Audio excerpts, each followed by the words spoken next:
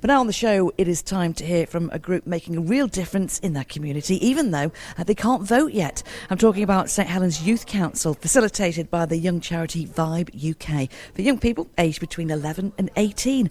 They even have a youth parliament. 3 representatives of STHYC visited our studios in the centre of Liverpool and chatted to our very own Davy North about what's important to them. Hi, I'm Lydia, I'm 14. Hello, I'm Daniel and I'm 14. Hi, I'm Libby and I'm 16. So what is a youth council? Lydia, just describe it for us. Basically just a group of young people who, as a collective, work together to discuss and try and change things in society for young people. Daniel? Me being able to sort of campaign to improve St Helens and represent young people nationwide. Libby, tell us, why do you like being a part of it? Well, see, I really like St Helens Youth Council because it gives me a voice and it lets me sort of build a platform, not only for myself but also for other young people, especially with the fact that I'm a young carer in my community. It's very sort of close, not many people know about it, so it helps me build a platform to support the people that I'm surrounded by daily. Tell us then, what's something that matters to you that you think adults should be paying attention to? What are some of the issues, Lydia, that matter to you? Definitely mental health, whether that be like diagnosed mental health illnesses or just everyone's regular mental health, especially since adults, I don't think, know how to help that well with it yet. Daniel, what's something that matters to you that you think that adults should be paying attention to? Yeah, tying into what you said, Lydia, about mental health, domestic abuse. I just think it's a crime that's becoming more prominent in our society, that's going under the radar. It's not talked about, and there's just not a lot of help for the survivors in the grand scheme of things, especially for the children. And Libby? Mine's quite different to what the other two have said. I think adults should be paying more attention to creative opportunities for young people, because I think as a young person who's been brought up in these sort of groups where like people are performing, they're doing stuff, I feel like it's a great way to get a young person to build their confidence. And I don't think a lot of adults realise actually how much performing arts and like art, creative subjects, they all really help build an individual.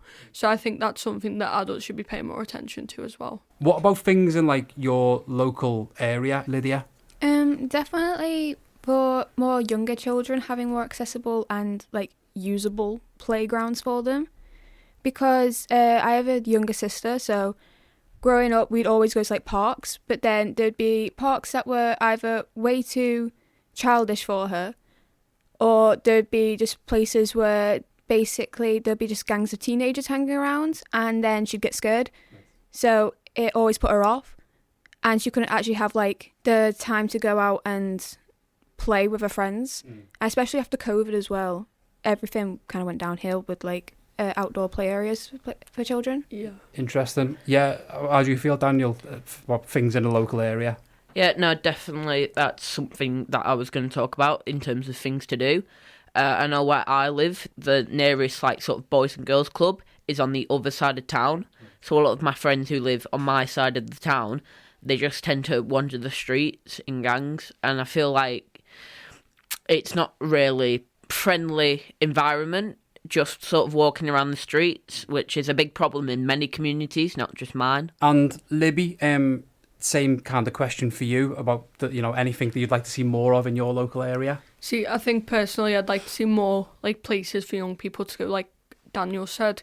As far as I'm aware, the only real place that anyone can go is a youth hub that's in the centre of like the town. And for a lot of young people, there's not the sort of like opportunity to get the transport to actually get there, or like to get there it'll cost them like £3 on a bus, and not everyone has the money to be like doing that or like affording that as well. So I think maybe just like developing more places across like St Helens and like everywhere really, just for young people to go. Tell us about some of the main issues that you think affect young people in St Helens and where you live, but also across the UK. Definitely in my friend group, mental health again. Luckily, with my friend group, we always have discussions about each other's mental health, so we help each other out and always have each other's back with that. But I've seen that some friend groups across like schools and stuff, they will like if one's having a bad day, the others will kind of like ignore it because they don't have the awareness yet that they should probably do something to help them. Daniel, I think mental health is a good thing. I also think it's outside influence, with AI coming in and just conflicting views. It can proper sort of tear apart friendship groups. Libby, I think especially with social media, I think misuse of AI is a big thing because, like, from what I know, a lot of, like, good things have came out of AI, like drug development and, like, medicine, stuff like that. But then I just think that sometimes there needs to be the conversation about when it's appropriate to use AI and when it's not appropriate. finally, you can't vote in any of the elections yet until you are 18, but St Helens Youth Council, it does give you a voice. Tell us about something that you're going to be campaigning about or any plans for the next few months. Well, I have a campaign going right now called Here and Now. It is a mental health one. I feel like if I can just try and help people understand that they can actually just talk about it, doesn't have to be anything big. They can just have a discussion with their friends, their family, anything, then that'll probably help them. I'm tying into the domestic abuse, which I talked about previously. I'm running a campaign, Rings of Tomorrow. This helps children survivors, mainly, get the help they need after experiencing domestic abuse, and so they can understand the signs of it, so later on in life they don't fall into the same problem. And with a other council member, we're running a crime and safety project tackling knife crime in the area. I lead the podcast, so it was my idea originally. I wanted to talk about, like, issues that young people face or things that are prominent in young people's lives. So I decided I wanted to start a podcast and I wanted to just talk to the people of the Youth Council. We've been looking at getting in guests, so we focus on a lot of topics like women's rights, LGBTQ rights. Our first episode was actually on knife crime, so we cover a lot of deep and hard-hitting topics, but I think it's just sort of getting the conversation out there that young people can understand these topics, and, like, it doesn't have to be hard for them to listen to as well. Like, we try to make it as fun as possible. Like, if you see some of our bloopers, we'll just be sat there absolutely giggling, like, proper really badly laughing. And I want to sit there and talk about the topic and know that the people that are listening are going to be like, I actually get this. Like, I want it to be easy for young people to understand as well. So yeah, that's my campaign. It's called Speak Now. It's a podcast. Lydia, Daniel, Libby, all from St Helens Youth Council. Thank you so much for coming in and chatting. That was very insightful. Thank you very much. No, it was lovely. Thank you. Thank you very much.